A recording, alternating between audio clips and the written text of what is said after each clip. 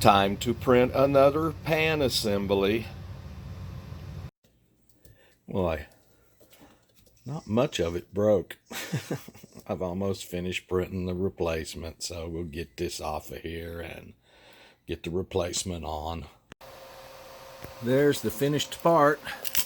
I have to break all the support off of it and drill the holes and install it. Well, there it is, put back together. I have to remount it and recalibrate it. I did try to give it as much down this time as possible, but I see right now that this area right here hits on this arm, and that's what stops it. So I did go that far down on it. Don't need to look up as much as I need to look down. So let's mount it, like I say, and recalibrate it. Well, that was a quick fix until I got it put back together, and evidently it killed this tilt servo, because I've got a servo tester on it now. Didn't work from the flight controller, so I put this servo tester on it, and it doesn't move anymore. So now I've got to change out that servo. Bummer. Well, there's your problem. I've got a little servo tester on this. I've taken the tilt portion of the pan and tilt back off. Got like I say, a servo tester, and the servo tester is cycling between 1,000 and 2,000, whatever it does. And the problem's pretty obvious. And to me, it's a little strange. Right down through here, my fingernail's pointing, can you see the cuts in the insulation? Evidently it got pinched there or something. But the strange part is with the wire straight up, it doesn't work. If you lay the wire over like that, like I say, the servo tester is running through a full cycle. Yeah, you can see the cuts more there. That's strange. Well, as you close up the cuts, the servo stops. Pull it back over like this, it works. Now, I'm not going to leave this on there, of course. I'm not at all sure how. Can't get any focus any closer than that, it goes blurry. Pretty strange. Oh, I see. It's when you move the whole thing. It's not those cuts. Those cuts are just secondary. Right there. There's something on the inside. No matter where this wire is, if it's pushed to that side, I bet.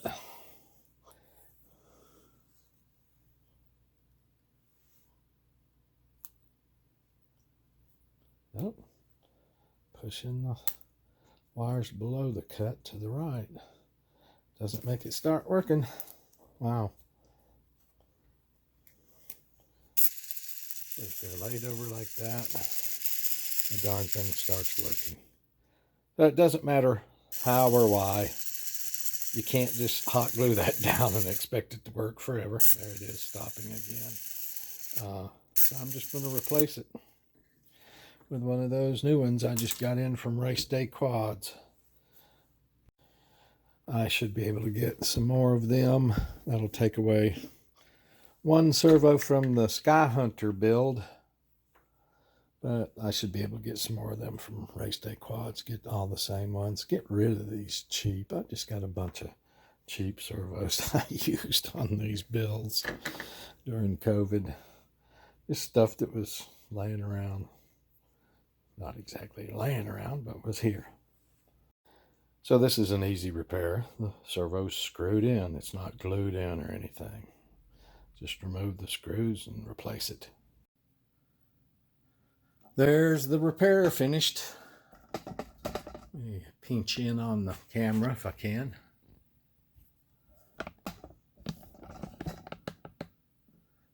How's that? So I did make sure I adjusted it for as much down as I could get out of it this time. And that's all I'm going to be able to get. It just hits on the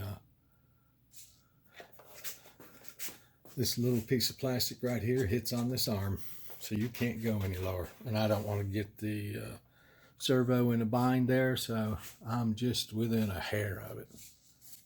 Well, that servo is so much better than those others.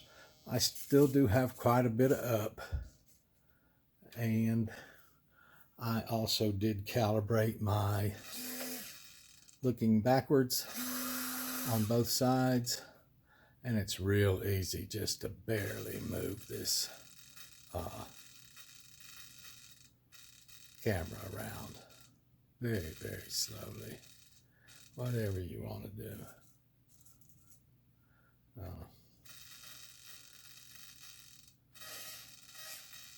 Or just put it back front and center. Or like I say, jump around to the back. That's it.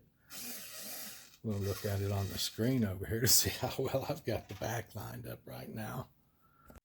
So let's see how it points. It's down pretty good, up pretty good, about the same. Like I say, I found that physical part of the mount stopping it. Oops, a little bit too far. That's pretty good. See if we can adjust that out.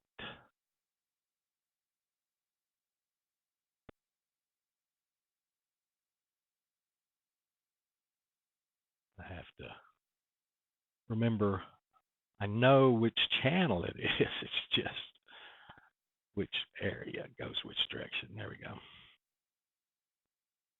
That's much better. If you move it off and back, it frequently needs a little adjustment. That's pretty good. I'll take that. That's just banging the potentiometer from one side to the other and back to the detent in the top. Same thing on the one for the tilt.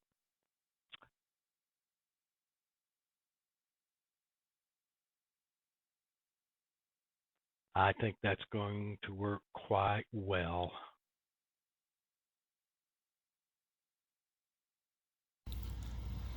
So I'll just finish up the video by showing you the damage.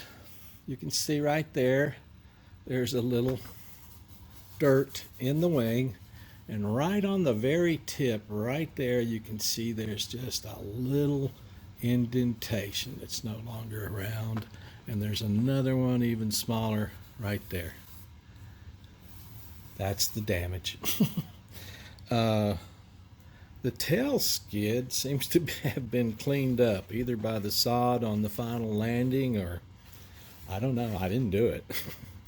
The rest of it is still in pristine shape, except for, again, that same side where this wing, this wing touched down and got that little dirt and grass on it. There's a little right here too. Little grass stain right there. Little grass and dirt stain right there. That's all that happened to it. By the way, that transmitter, I did put the power up yesterday from 25 milliwatts to power 3. I don't remember exactly what power that is. I have several of these of different ratings. So there's 1, 2, 3, and 4. We all know I was on 3. Working with it on the bench today, that heat sink is just working wonders. And so I know that that will just work wonders, especially in the air with the cooling air flowing on both sides of it. So I did get that fixed also. There she is, fixed, ready to go again. Maybe I can get some experience this time. I'm working all the way up to 4 minutes, I think, now. And it hasn't been good experience. It was so calm today, it wasn't even funny, but I was tired yesterday and didn't finish up videos and stuff till 8:30 last night, and I just relaxed the rest of the night and started this repair today. Okay, guys, that's it. Thank you so much.